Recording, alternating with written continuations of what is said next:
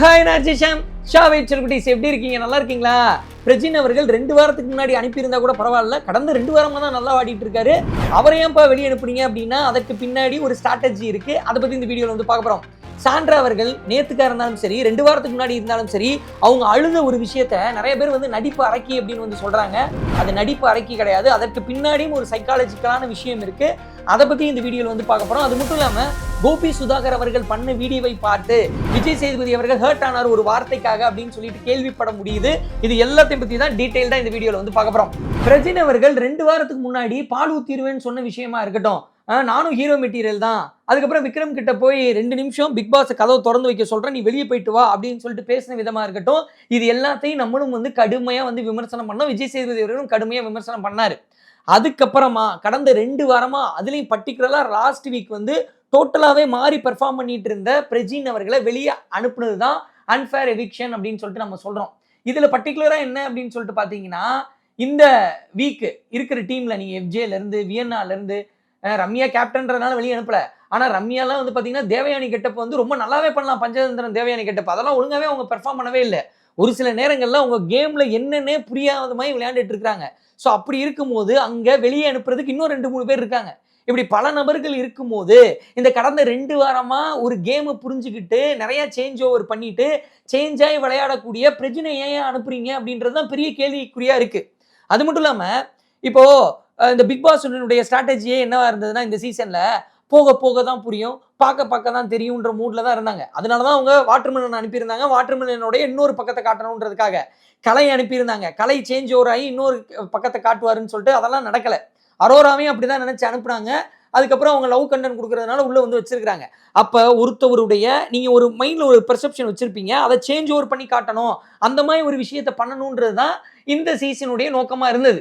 அது மக்களுக்கு வந்து ஒரு சேஞ்ச் ஓவர் காட்டும் போது வித்தியாசமா இருக்கும். இப்ப ஷகிலா இருந்தாங்க, அவங்க குக் வித் கோமாளியில வேற ஒரு சேஞ்ச் ஓவர் கிடைக்கும் போது ஒரு அம்மா இமேஜ் வந்து கிடைச்சது. ஸோ அந்த மாதிரி பண்ணணும்னு நினைக்கும் போது பிரஜின் அவர்கள் அன்னைக்கு கத்துனது, கோவப்பட்டது, நீங்க தான் சண்டை போட சொல்லி உள்ள அனுப்புனீங்க, இப்ப இப்படி பேசுறீங்க அப்படின்னு சொல்லிட்டுலாம் ரொம்ப ரூடா தான் பண்ணாப்ல. ஆனா அதுக்கப்புறம் கார்ல வெளியே அனுப்பி பக்குவமா ஒரு சில விஷயங்கள் வந்து மாறினாருன்னு தோணுச்சு. டோட்டலா வந்து அந்த கார்ல வெளியே போயிட்டு உள்ள வந்ததுக்கு அப்புறம் அந்த பிரின்சிபல் கெட்டப் போடும்போது இப்ப நம்ம சாஃப்டா இருக்கணும், பேசும்போதும் கொஞ்சம் யோசிச்சு கம்போஸ்டா மெச்சூரிட்டா தான் பேசியிருந்தாரு, மெச்சூரிட்டியோட தான் செயல்பட்டு இருந்தாரு. அந்த பிரின்சிபல் ரோல் வந்து நல்லா பண்ணியிருந்தாரு. எக்ஸ்ட்ரானரி அப்படின்னு சொல்ல வரல, ஆனா அங்க இருந்தவங்கள அவர் நல்லா தான் வந்து பண்ணியிருந்தாரு. அதுக்கப்புறமா லாஸ்ட் வீக் அந்த மேஜர் ஜம்புலிங்கம் அப்படின்ற ரோல்ல அவர் இல்ல, அவரும் சுபிக்ஷாவும் இல்ல அப்படின்னா அந்த டீம் வந்து அந்த ரெட்ரோ டீம் வந்து வின் பண்ணிருப்பாங்களானே தெரியாது. அவங்களுக்கு வந்து ஒரு ஃப்ரீ பாஸ் கிடைச்சிருக்குமானே வந்து தெரியாது. ரொம்ப நல்லா ஆடினாரு. அதுவும் வந்து ஓடி போய் அந்த குப்பை தொட்டியில மறைச்சு வைக்கிற மாதிரி பண்ண விஷயமா இருக்கட்டும், அப்புறம் வெளியே கியூட்டா ஓடி வந்து அந்த பிக் பாஸ் அந்த செட்டுக்கு மேல தூக்கி போட்ட விஷயமா இருக்கட்டும், அப்புறம் நகையை யாரும் தூக்காம இருக்கணும் அப்படின்றதுக்காக கண் முழிச்சு குளிக்க போகாம பாத்ரூம் போகாம அப்படி கவனிச்சு வந்து பண்ணாரு. ரொம்ப ஒரு சேஞ்ச் ஓவர் தெரிஞ்சது. லாஸ்ட் 2 வீக்ல சேஞ்ச் ஓவர் தெரிஞ்சது. நல்லா கேம் ஆடினாரு. குட் கேம் அப்படின்ற அளவுக்கு இருந்தது. அதுக்கப்புறம் அந்த 3ஆம் பிறையோட ஒரு சீன் வந்து நடிச்சிருந்தாரு. அதுவும் வந்து டீசென்ட்டா தான் வந்து பண்ணியிருந்தாப்ல. அது மட்டும் இல்லாம அந்த அந்த பிரின்சிபல் ரோல் பண்ணிட்டு இருக்கும்போதும் கூட பார்வதிக்கும் அமித்க்கும் ஒரு பிரச்சனை வரும்போது அதையும் வந்து மெச்சூர்டா தான் வந்து ஹேண்டில் பண்ணியிருந்தாரு. அப்புறம் ஆரி வந்து சொல்லியிருந்தாரு, நீங்களும் சாண்ட்ராவும் தனித்தனி கேம் ஆடுங்க, சேர்ந்து தயவு செய்து ஆடாதீங்க அப்படின்னு சொல்லும்போது அதுக்கப்புறம் டோட்டலா மாறி ஹஸ்பண்ட் அண்ட் ஒய்ஃப் அப்படின்றதையுமே ஒரு கோடு கிழிச்சு நீங்க வேற நான் வேற அப்படின்ற ரேஞ்சில் ஒரு கேம் வந்து விளையாண்டுட்டு இருந்தாங்க. அது மட்டும் இல்லாம யாராவது அங்க சண்டை போட்டுட்டு இருந்தாங்க அப்படின்னா, அந்த திவ்யா கமருதீன் சண்டை போட்டுட்டு இருக்கும் போதும் சரி, அதே மாதிரி வந்து வியன்னாவும் விக்ரமும் சண்டை போட்டுட்டு இருக்கும் போதும் சரி, அந்த 2 பேருக்கு நடுவுல போய் அந்த சமாதானத்தை கிரியேட் பண்றது அப்படின்ற ஒரு விஷயமும் நல்லா தான் பண்ணாங்க. அப்ப அந்த வார்த்தையை விடுறது, கோவப்படுறது அப்படின்றத 2 வாரம் பண்ணாம ஒரு டியூன் ஆகி இப்பதான் வந்து அந்த ரூட் போயிட்டு இருக்கு. இப்பதான் அந்த மோடுக்குள்ளே வந்திருக்காங்க. அந்த டைம்ல வெளியே அனுப்புற அந்த அன்ஃபேர் கேம் அப்படின்றது என்னவா இருக்கு அப்படின்னு சொல்லிட்டு பாத்தீங்கன்னா, போன வருஷத்துக்கு முந்தின வருஷம் தெரிஞ்சோ தெரியாமலோ இவங்க வந்து பிரதீப்பை வெளியே அனுப்புனாங்க. வெளியே அனுப்பி அவர் ரெட் கார்டு வாங்கினாரு. ஒரு அன்ஃபேர் எவிக்ஷன் அப்படின்ற ஒன்று நடக்கும்போது வெளியே வந்து அது பரபரப்பாச்சு. அந்த ஷோவையே பிரதீப் அவரை வெளியே அனுப்புனதுக்கு அப்புறம் நிறைய பேர் பார்க்க ஆரம்பிச்சாங்க. ஏன்னா அந்த பரபரப்பு, ஏன் வெளியே அனுப்புனீங்க, ஏன் ரெட் கார்டு அப்படின்னு பேசப்பட்டது. அப்போ இந்த வருஷம் வந்து டிஆர்பி கம்மியா இருக்கு அப்படின்ற காரணத்தினால வெளியே அனுப்புனா யாரையாவது ஒரு அன்ஃபேர் எவிக்ஷன் பண்ணா வெளியே வந்து பேசுறாங்க, ஒரு பரபரப்பாது, மக்கள் வந்து கடுப்பாறாங்க அப்படின்றதுக்காக ஒரு ட்விஸ்ட் பண்றதுக்காகவே பண்ற மாதிரி இருக்கு. இப்ப பிரவீனே அப்படிதான் பண்ணாங்க. ஸோ அந்த சம்மர்னு ஒரு படம் இருக்கும். அதில் வந்து விஷாலும் த்ரிஷாவும் நடிச்சிருப்பாங்க. பெரிய பெரிய பணக்காரங்களாம் என்ன பண்ணுவாங்கன்னா, ஹியூமனோட இமோஷனில், லவ்வில், ஃபைட்டில், சண்டை போடுறதுல அதை உட்காந்து பார்த்து ரசிச்சுட்டு இருப்பாங்க. பிரவீன் அவர்கள் வெளியே போகும்போது பிரவீனோட சூழ்நிலை தெரியும். அவர் வந்து இந்த பிக் பாஸ் அப்படின்றது ஒவ்வொரு நாள் வரக்கூடிய இன்கம்ன்றது அவருக்கு எவ்வளோ முக்கியன்றது தெரியும். ஏன்னா வெளியே இன்டர்வியூ வரும்போது நம்ம பார்க்குறோம். அது வந்து பிக் பாஸ் டீமுக்கும் தெரியும். ஏன்னா உங்கள் ஜாதகத்தை உள்ளே எடுத்துட்டு உள்ளே அனுப்புவாங்க. நீங்கள் எதுக்கு இமோஷனல் ஆவீங்க, எதுக்கு கத்துவீங்க, எதுக்கு கோவப்படுவீங்க, எதுக்கு அழுவீங்கன்னு அவங்களுக்கு தெரியும். அதை டியூன் பண்ணி காயின் பண்ணுறது தான் அவங்களுடைய வேலை. ஸோ அப்படி இருக்கும்போது ஒரு பிரவீன் அப்படின்ற ஒரு நபரை அன்ஃபேராக வந்து வெளியே அனுப்புனாங்க. அதே மாதிரி இப்போது 2 வாரத்துக்கு முன்னாடி கூட அனுப்பியிருக்கலாமேடா, ஏன்டா இப்போ அனுப்புறீங்க அப்படின்ற ஒரு கேள்வி வரும் இல்லைங்களா பிரஜின் அவர்கள் அனுப்பும்போது. ஸோ இவங்க வந்து ஒரு நல்ல பேரை கிரியேட் பண்ணி அனுப்புகிற மாதிரி ஒரு பொசிஷனிங்க நேற்று ஷோவில் பண்ணியிருந்தாலும் அவங்களுடைய நோக்கம் என்ன அப்படின்னா, இப்போ வெளியே அனுப்புனதுக்கப்புறம் சாண்ட்ராவோட மூடு என்னவா இருக்கும். ஏன்னா இந்த சாண்ட்ரா அப்படின்ற ஒரு நபர் அவங்க போன தடவை அழுதாங்க. அழுகிறதுன்றது ஒரு டிஆர்பி தான் எப்பயுமே. நார்மலாக வந்து யங்ஸ்டர்ஸ்லாம் வந்து ஜென்சியில் இருக்கிறவங்கலாம் வந்து அழுகிறத ட்ராமா எப்பா கிரிஞ்சி அப்படின்னு சொல்லுவாங்க. ஆனால் ஃபேமிலி ஆடியன்ஸ்க்கு வந்து இந்த அழுகிறதுன்றது ஒரு சில நேரம் இமோஷனலாக கனெக்ட் ஆவாங்க. அப்போது ஃபேமிலி டாஸ்க் இன்னும் 2 வாரம் கழிச்சு நடக்கும். ஏன்னா எனக்கு ஸ்ட்ராங்காக தோணுது என்னன்னா, பிரஜின் சாண்ட்ராவை வந்து ஃபேமிலி டாஸ்க் வரையும் வச்சிருப்பாங்க அப்படின்னு சொல்லிட்டு தான் நினச்சேன். ஏன்னா குழந்தைகள் வர்ற வரைக்கும் அந்த இமோஷனுக்காக வச்சிருப்பாங்க அப்படின்னு சொல்லிட்டு தான் நினச்சேன். ஆனால் இப்போ வெளியே அனுப்புனதுமே வந்து அந்த ஃபேமிலி டாஸ்கில் இன்னும் இமோஷன் அதிகமாகிறதுக்காகவும், ஏன்னா கேம் போயிட்டே இருக்கு, இதில் ஒரு ட்விஸ்ட் ஏற்படுத்தணுமே. ஏன்னா வேற யாரையாவது அனுப்பியிருக்கலாமே இந்த வாரம், எஃப்ஜேவே கூட அனுப்பியிருக்கலாமே, தூங்கிட்டு தான் இருந்தாப்புல போன வாரம்லாம். ஸோ அப்படி இருக்கும்போது பிரஜினை வெளியே அனுப்பும் போது சாண்ட்ராவினுடைய அங்கே உள்ள இமோஷன் என்னவாக போகுது. அவங்க இமோஷனலாக அழுதுகிட்டே இருந்தாங்க, உடஞ்சிக்கிட்டே இருந்தாங்க. அதுவும் ஒரு கண்டென்ட் தான். 2 வாரத்துக்கு முன்னாடி வந்து ஒருத்தவர் வந்து பேசியிருந்தார். என்ன பேசியிருந்தார் அப்படின்னா, நீங்கள் வடசென்னை படம் பார்த்தீங்களா, ராஜன் சந்திரா அது மாதிரி தான் சாண்ட்ரா அப்புறம் பிரஜின் அந்த பேரில் கூட சின்ன ஒற்றுமையெல்லாம் இருக்கு பாருங்க. வெளியே அனுப்புகிற மாதிரி அனுப்புனாங்களா, பார்த்துக்கிட்டே இருங்க, 2 வாரம் கழிச்சு மறுபடியும் வெளியே அனுப்புவாங்க அப்படின்னு சொல்லிட்டு சொன்னாங்க. ஏன்னா ராஜன் போனதுக்கப்புறம் அந்த சந்திரா அப்படின்ற கேரக்டர் என்ன பண்ணுச்சு வட சென்னையில், அதே மாதிரி இந்த சாண்ட்ரான்ற கேரக்டர் ஏதாவது பண்ணுமா. ஏன்னா உள்ள வந்து ரம்யா வந்து தேத்திட்டு இருந்தாங்க, ரம்யா வெளியே போகணுமான்னு யோசித்துக்கோ அப்படின்னு தேத்திட்டு இருந்தாங்க. இப்போ மைண்ட் வாய்ஸ் என்னவா இருக்கும், ரம்யாவை அப்போ கன்சோல் பண்ணாமல் வெளியே அனுப்பியிருந்தா ஏன் அச்சு உள்ளவே இருந்திருப்பாரு அப்படின்னு வந்து அவங்களுக்கு தோண ஆரம்பிச்சிருக்கும் இல்லையா. அப்போ சைக்காலஜிக்கலாக ஒருவேளை அழுகாமல் ஸ்ட்ராங் கேம் ஆடணும் பிரஜின், ஏன்னா பிரஜினுக்காக தான் சாண்ட்ராவே உள்ளே வந்தாங்க. பிரஜின் வந்து சக்ஸஸ் பார்க்கணும், பிரஜினுக்கு வந்து இந்த பிக் பாஸ் அவார்டு கிடைக்கணும் அப்படின்றதுக்காக தான் அவங்க உள்ளே வந்தாங்க. அப்படி இருக்கும்போது பிரஜினுக்கு கிடைக்கல, இவங்க தான் எல்லாரும் சேர்ந்து டார்கெட் பண்ணாங்க. ஒருவேளை இமோஷனலாக உடையாமல் இருந்து கேம் ஆடணும்னு நினச்சாங்கன்னா அந்த சந்திரா மறுபடியும் வெளியே வர வாய்ப்பு இருக்குது. அந்த வன்மம், ஏன்னா ஒரு 2 வாரத்துக்கு முன்னாடி விக்ரம் கிட்ட எப்படி செயல்பட்டாங்க சாண்ட்ரான்றது தெரியும். அங்கங்கே அப்படி தூவி விட்டுக்கிட்டே போனாங்க, ஒரு கேம் பிளே பண்ணாங்க, வெரைட்டியாக பண்ணாங்க. ஸோ பார்வதியோட டபுள் வெர்ஷன் மாதிரி தான் இருந்தாங்க சாண்ட்ரா. அதுக்கப்புறம் பிரஜின் திட்டு வாங்கினதுக்கப்புறம் தான் அமைதியானாங்க. அப்போது பிரஜின் உள்ளே இருந்தாங்கன்னா அந்த சாண்ட்ராவுடைய ஒரு கேம் இருக்குது, அந்த கேம் பிளே வந்து வரமாட்டிது அப்படின்றதுக்காகவும் வெளியே அனுப்பியிருக்கலாம். ஒரு ட்ராமா, ஒரு ட்விஸ்ட் அண்ட் டர்ன் இருந்தால் தான் இந்த சீசன் நல்லா இருக்குன்றதுக்காகவும் அனுப்பியிருக்கலாம். அதையும் தாண்டி 2 வாரம் கழிச்சு மறுபடியும் ஃபேமிலி டாஸ்கில் உள்ளே வரும்போது இன்னொரு பாண்டு கட்டி பிடிக்கிறது இமோஷனலாக. நீங்கள் வந்து பாருங்கள், ஃபேமிலி டாஸ்கில் யாருக்கெல்லாம் ஃபேமிலி இருக்காங்க, ஒரு குழந்தை இருக்காங்க, ஒரு ஸ்டோரி இருக்குமோ அவங்கள மட்டும் தான் உள்ளே வச்சுருப்பாங்க, இல்லாதவங்கள முன்னாடியே அனுப்பியிருப்பாங்க. ஸோ அது எல்லாமே ஒரு ஸ்ட்ராட்டஜி தான். ஸோ அப்படி இருக்கும்போது இந்த ஸ்ட்ராட்டஜிக்காகத்தான் அனுப்பியிருக்காங்க அப்படின்னு வந்து தோணுது.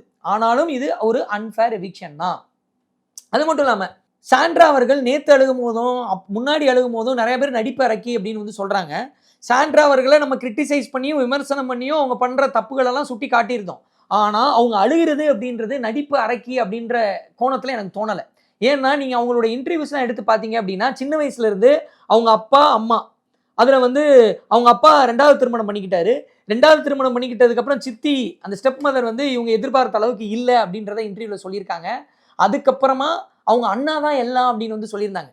எங்கள் அண்ணா தான் என்னை அப்படி பார்த்துக்கிட்டாங்க அப்படின்னு சொல்லும்போது அவங்க அண்ணாவுக்கு திருமணத்துக்கு முன்னாடியே அவங்க அண்ணா வந்து திருமணத்துக்கு முன்னாடியே ஒரு விபத்தில் தவறி போயிட்டாங்க. அவங்க அண்ணா தவறி போனதுக்கப்புறம், ஏன்னா அப்பாவும் அவங்களுக்கு எதிர்பார்த்த அளவு இல்லை, அண்ணாவும் தவறி போயிட்டாங்க. அப்போ அவங்க உலகத்தில் இருந்த 2 முக்கியமான ஆண்கள் அப்படின்றவங்க பாதியிலே அவங்க வந்து அந்த அன்பை வந்து 100% பெற முடியல. அப்படி இருக்கும்போது பிரஜின் அப்படின்ற ஒரு ஆண் நபர் தான் அவங்களுடைய வாழ்க்கையில் கணவரா ஒரு நண்பனா 100% இருக்கும்போது அவங்களுடைய முழுக்க இருக்கக்கூடிய ஆண் உலகம் அப்படின்றவங்க பிரஜின் தான். நீங்கள் இந்த ஹஸ்பண்ட் அண்ட் ஒய்ஃப்குள்ள ஒரு சில குழந்தைத்தனம் இருக்கும். அந்த குழந்தைத்தனத்தினுடைய சைக்காலஜிக்கல் உச்சம் தான் நேற்று சாண்ட்ரா அவர்கள் ஓடி போனதாக இருக்கட்டும், அன்னைக்கு அழுததாக இருக்கட்டும். அழுததுக்கப்புறம் பிரஜின் வந்தோடனே மயக்கம் போட்டு விழுந்தாங்க. அது வேணா எனக்கு கொஞ்சம் ஓவர் டூவாக தோணுச்சே தவிர அவங்க அழுகிறது, அடம் பிடிக்கிறது இது எல்லாமே ஒரு சைக்காலஜிக்கலான விஷயம்தான். அவங்களுடைய உலகம் அப்படின்றது அந்த 2 குழந்தைகள் பிரஜின் மட்டும்தான். அந்த பிரஜின் அப்படின்ற ஒரு ஆண் நபர் வின் பண்ணணும் அப்படின்றதுக்காக தான் உள்ள வந்திருக்காங்க. அது மட்டும் இல்லாம எங்களுக்கு ப்ராஜெக்ட் சரியா கிடைக்கல, குழந்தைகளுக்கு படிப்பு ஃபீஸ்ன்னு நிறைய இருக்கு, என்ன பண்றதுன்னு தெரியல, வேற வழியே இல்லாம தான் இங்க வந்தோம் பிக் பாஸ்க்குள்ள. ஏன்னா இங்க வந்தா ஒரு சில நேரம் பேர் கெட்டு போகணும்னு தெரிஞ்சாலும் வேற வழியே இல்லாம தான் வந்தோம் அப்படின்னு சொல்லிட்டு ஜெயில இருக்கும்போது திவ்யா கிட்ட சொல்லியிருப்பாங்க. அது மட்டும் இல்லாம கலாட்டால ஒரு இன்டர்வியூ கொடுக்கும்போது பிரஜின் அவர்கள் சாப்பிட்டுக்கிட்டே பேசுவார். அப்ப சொல்லுவாரு, என்னானாலும் பிக் பாஸ்க்குள்ள மட்டும் போகக்கூடாது, ஏன்னா சம்டைம்ஸ் பேர் கெட்டு பேருன்னு சொல்லியிருப்பாரு. அப்ப அந்த 2 பேரும் எக்கனாமிக்கலா ஒரு முக்கியமான ரீசனுக்காகத்தான் இங்க உள்ள வந்திருக்காங்க அப்படின்றது தெரியுது. அப்படி இருக்கும்போது பிரஜினுக்காக உள்ள வந்த சாண்ட்ரா பிரஜின் வெளியே போகும்போது அந்த அழுதனுடைய பின்னணி இப்படிதான். நானும் வந்து அது நடிப்பறைக்கு அப்படின்னு சொல்லிட்டு கிண்டல் பண்ணிட்டு போயிடலாம். ஆனா அதற்கு பின்னாடி இப்படி ஒரு சைக்காலஜிக்கல் ரீசன் இருக்குன்னு எனக்கு தோணுச்சு. அதுக்காக தான் இதை சொல்றேன். அடுத்து வரக்கூடிய வாரங்கள்ல சாண்ட்ரா அப்படின்றவங்க அழுதுகிட்டே இருக்க போறாங்களா, அப்படி இல்லைன்னா சுபிக்ஷா கிட்ட சேர் மேல உட்காந்து 2 குத்து விட்டாங்க பாத்தீங்களா, அந்த முகம் வெளியே வரப்போகுதா அப்படின்றது போக தான் வந்து தெரியும். இன்பிட்வீன்ல இந்த பைபாஸ் அப்படின்னு சொல்லிட்டு ஒன்று வந்து நடக்கும். நம்ம பிக் பாஸ் வந்து கோபியும் சுதாகரும் ரொம்ப ஃபன்னா வந்து பண்ணுவாங்க. ஸோ அப்படி பண்ணும்போது அந்த பிரஜினுடைய ஒரு போர்ஷனை வந்து கிண்டல் பண்ணியிருப்பாங்க. அப்படி பண்ணும்போது சார் சார் சார் சார் அப்படின்னு சொல்லிட்டு விஜய் சேதுபதி மாதிரியே மிமிக் பண்ணியிருப்பாங்க. மிமிக் பண்ணிட்டு ஒரு வார்த்தை வந்து சுதாகர் அவர்கள் வந்து சொல்லியிருப்பாங்க. அந்த வார்த்தை ஏன்னா அதை ஒரு ஃபன்னா தான் பார்க்கணும்னு ஆரம்பிச்சிருக்காரு விஜய் சேதுபதி அவர்கள். அந்த பர்டிகுலராக சொன்ன வார்த்தை கொஞ்சம் ஹர்ட் ஆயிருக்கு. கிண்டல் பண்ணுறது ரோஸ் பண்ணுறதெல்லாம் ஓகே, இந்த வார்த்தை வந்து கொஞ்சம் ஹர்ட் ஆன மாதிரி இருக்குது அப்படின்னு சொல்லிட்டு அவர் ஃபீல் பண்ணதாக பிக் பாஸ் டீம் கிட்ட பேசும்போது நம்ம கேள்விப்பட்ட ஒரு விஷயம். சரிங்களா, அவர் வந்து ஹர்ட் ஆயிருக்காரு அந்த விஷயத்துக்கு அப்படின்னு சொல்லிட்டு நம்மளால வந்து கேள்விப்பட முடியுது.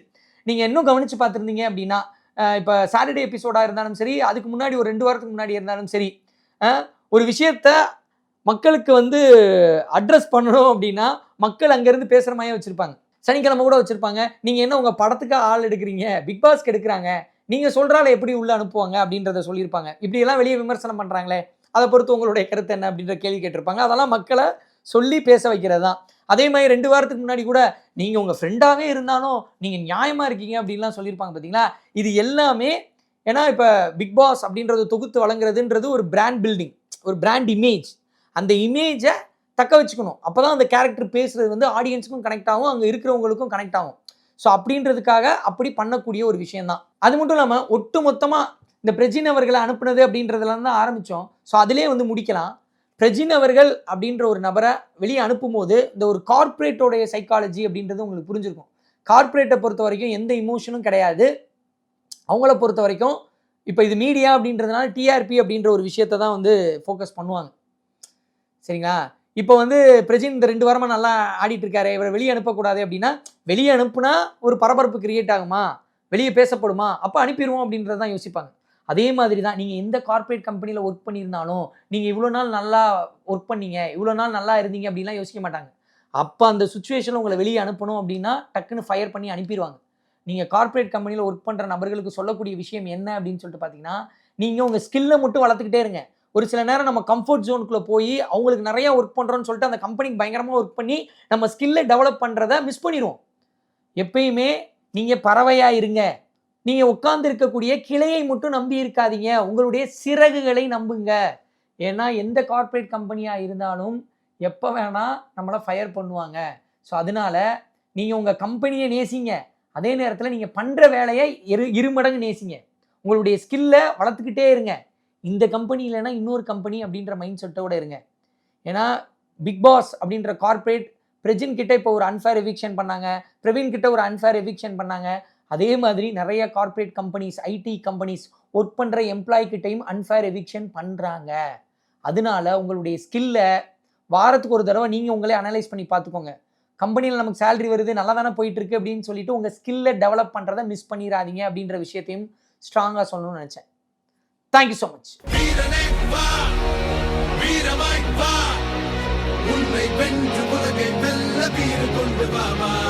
ஆயிரத்தை தாண்டி போனால் ஓடியில நீதான் ஒருவன் நாடி